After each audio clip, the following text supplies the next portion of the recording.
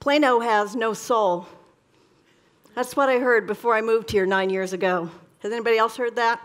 Plano has no soul. Now, everyone agreed Plano had great schools, good city services. It was safe, affluent, but it was soulless. Just a suburb of Dallas, populated by corporate folk, all living in brand new, matching McMansions. Now, having lived here a while, I think that's unfair. But it started me wondering, what do we mean when we say a city, any city, has no soul? And when I ask people, well, what are some cities that do have souls, why do I always get the same answers? Everybody says New Orleans. Many people said New York, Austin, Boston, San Antonio, San Francisco. What is it that gives these cities their souls? As a journalist covering religion, I learned that almost every major faith tradition has some concept of soul. So it stands to reason. A community, which is a living, breathing organism, might have some shared heartbeat that we could call its soul. Something that makes that community more than just a good place to raise kids or a good place to build a career.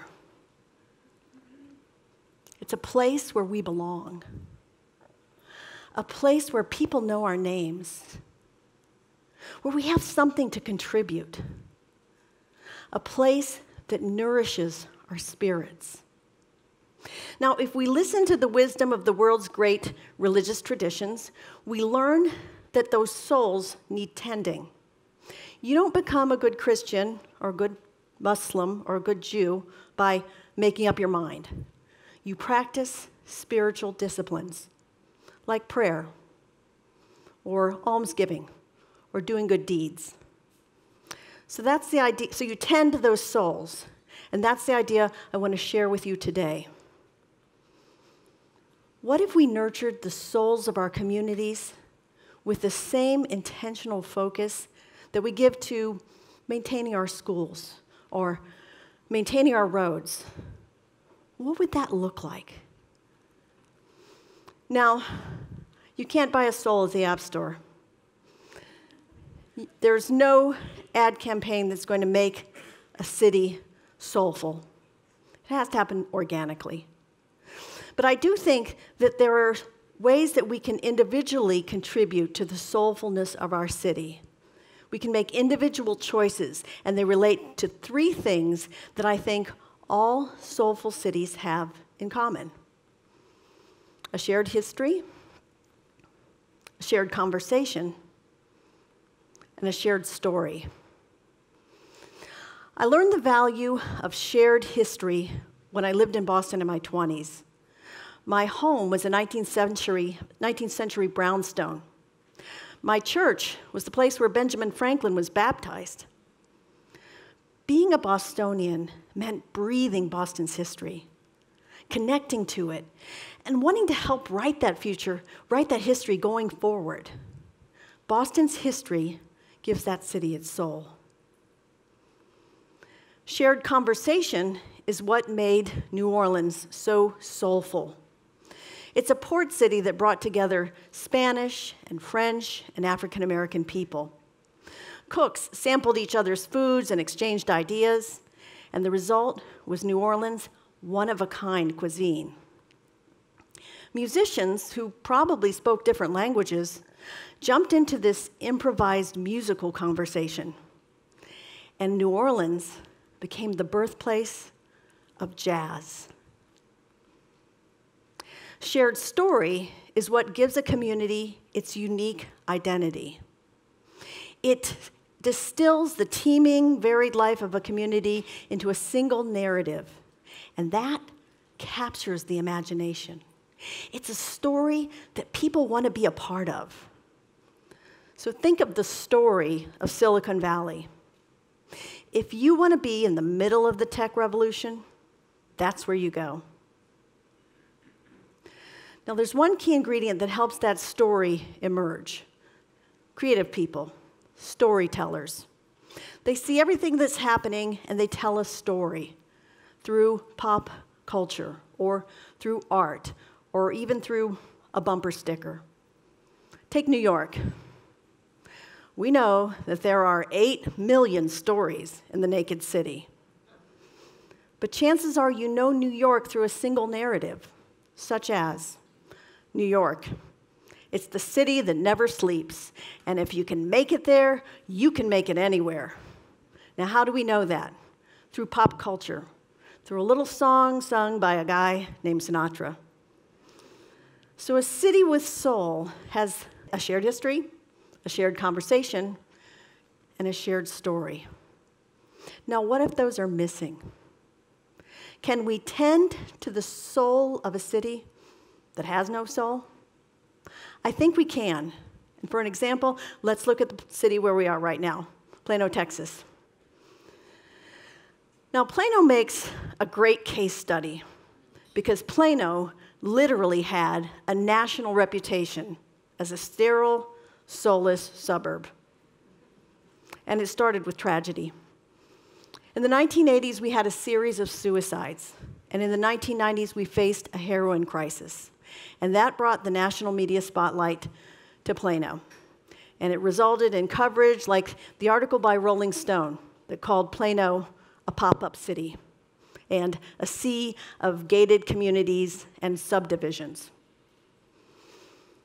But Plano's not that different from other big, new, fast-growing suburbs around the U.S., like the ones outside of Atlanta or outside of D.C. or Raleigh, North Carolina. These suburbs mushroomed in the last 3 or 4 decades around corporate and university hubs. They're new, they're affluent, and they're populated by highly educated people. They're great places to live, but they can seem soulless. Why? Because they lack that shared history. They feel rootless. In these suburbs, corporate nomads could move into a lovely new home, put the kids in a great school, and then move on in a couple of years. People who don't plan to stay very long naturally don't put down deep roots. They don't get to know the history of a city. But that changes as a city matures. Take Plano. A surprising number of people are choosing to retire here now, and many are staying longer. In 2000, 2/3 of our community, 2/3 of our residents, had lived here 5 years or less. Today, only about 1/3 are newbies, and 1/4 of our residents have lived here 15 years or longer. As people stay, they start to put down roots, and they get interested in the history of a city. And Plano now has an enthusiastic group of citizens who are weaving our history into the life of our city. People like Russ. He's the one in blue.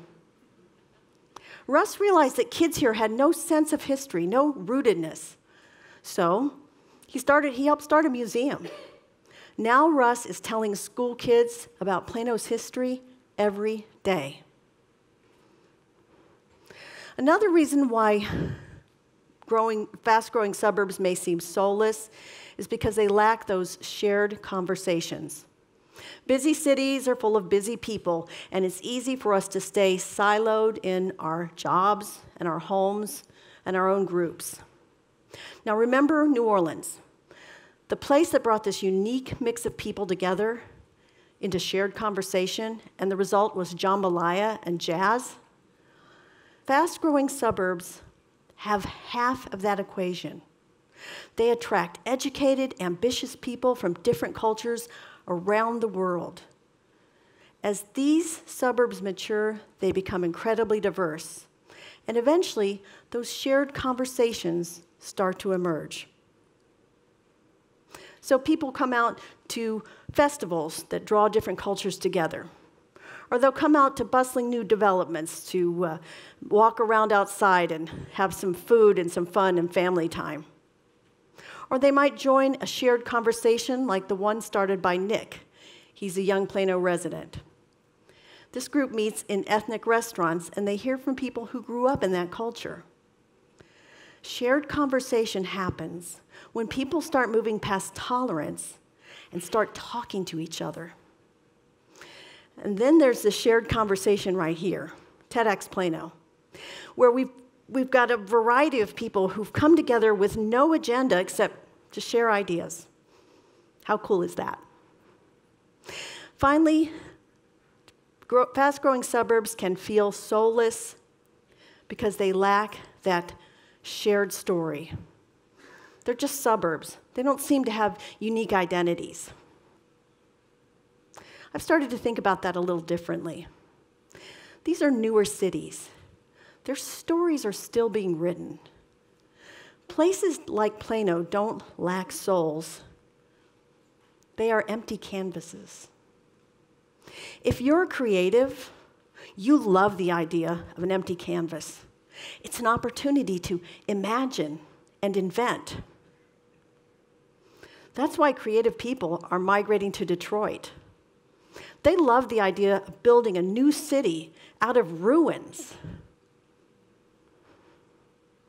The good news is that fast-growing suburbs are not that entrenched. It's relatively easy to start a museum, or a dinner group, or a TEDx. And that's the soil where the shared story will eventually blossom. So what's your community story and who will write it? Find your creatives. They may be artists. They may be talented people who work in marketing or technology or design. That's the raw material for a soulful city. Smart, creative people, diversity, ambition, imagination. So if you live in a city that you think feels like it has no soul, I leave you today with 3 challenges. Get to know a little about your city's history, its origin story. Find a way to get out of your silo and join one of those shared conversations, or start one. Hang out downtown, read the local paper. And finally, get inspired by that empty canvas. Ask yourself, what would make my community a place that truly connects to my soul? And if that's missing, don't write off the community. Make it happen. What could be more exciting than helping to shape the soul of a city? You might just transform it from the place that you live to a place that you love, a place that truly holds your heart. Thank you.